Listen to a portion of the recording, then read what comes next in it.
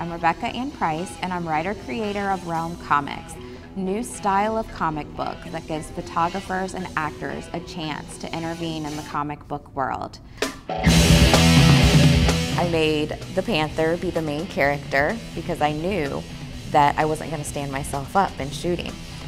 So I started off with her, and then I introduced the other characters. We have Branwyn, Tsunami, Pink Ice, Trimmer, and then we had Doberman. And those kind of started out the basis of the main characters, with Poisonous Dart as the evil character. And then Janet was coming on board, and we were going to disclose Janet in series 2 and give her a little bit of a backstory and keep some mystery behind the Poisonous Dart's ninjas and where they come from. One day I was driving in the car and I was thinking, why am I not putting the other characters out that we've created? Why am I stopping here? Why am I waiting for more to happen with the comic book? You know, I have these visions in my head, I have these characters in my head, and I want to bring them to life. So that's when I decided to go ahead and write the prequel. And every story has a beginning, and so these characters had to come from somewhere. And so I thought it could be a new way to engage audience and bring interest to Realm Komiks by introducing Realm Komiks, the prequel, New World. You know, and growing up, I thought, you know, females that kick butt are cool. You know, they're tough. And Red Sonja she was my hero. You know, the whole thing with Arnold Schwarzenegger and it back in the days, and you watch it now and it's so hokey, it's so cheesy. And so I used to get out there with the boys. I used to carry my sword. I used to climb the fences, climb the trees, leap, you know. I thought I was something.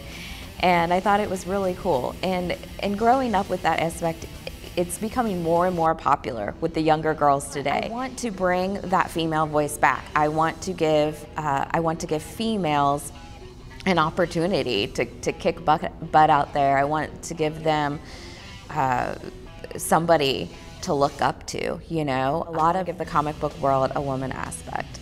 I'm writing the prequel a lot in the female mind. You know, a lot of my cast is female based.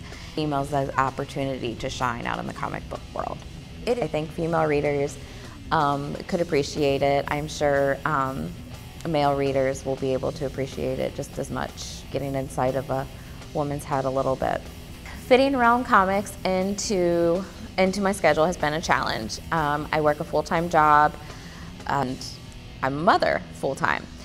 So I have to try to do it once I put my son to bed. That means most nights I have to skip the beer or the wine and start on the coffee at 7 o'clock, 8 o'clock at night so that I can surpass my son's bedtime and not go to sleep with him and still stay awake. It was a perfect world, and dreams always came true. I think in one aspect that I would love to see happen with the comic book is for it to get enough attention and start bringing in enough of a budget to be able to start doing things toward diabetes funds in honor of Michael Cohen. And he never missed a shoot. He was always on time, if not early. Took the Greyhound bus down all the time to Louisville, Cincinnati. He was in Dayton, just to make it happen, you know. And then he just had this great attitude, personality, drive on top of it. And I would love to be able to see Realm Komiks honor his hard work in some way. Michael Cohen played Doberman in the Realm Komiks comic book. And he originally was going to try to bring down some knives and swords for us to use, but we were worried about him getting onto the bus with them. So we decided to go a different route and get props. But I mean, he was an amazing person. He really was, inside and out. So ideally, I think about him a lot in making this happen. And everybody put so much work towards the comic book. You hate to see it just be lost and not even fought for, you know, without with everybody's hard work, with his hard work, with their dedication, their drive, their passion in doing it. One of our biggest challenges was the photography for the comic book. We started off trying to find a photographer to take the pictures, and it's hard when you're on a very low budget, and the photographer did not want to sign the pictures over to us. We weren't sure what we were going to do from there. We already put a lot of money into the production. I pulled aside Ed Marksberry, which was co-directing it and pretty much co-producing it with me. And I told Ed I didn't know what to do, because if we kept using this photographer and shooting, and then if we don't have the rights to any of our pictures, and then he can call all the shots in the long run.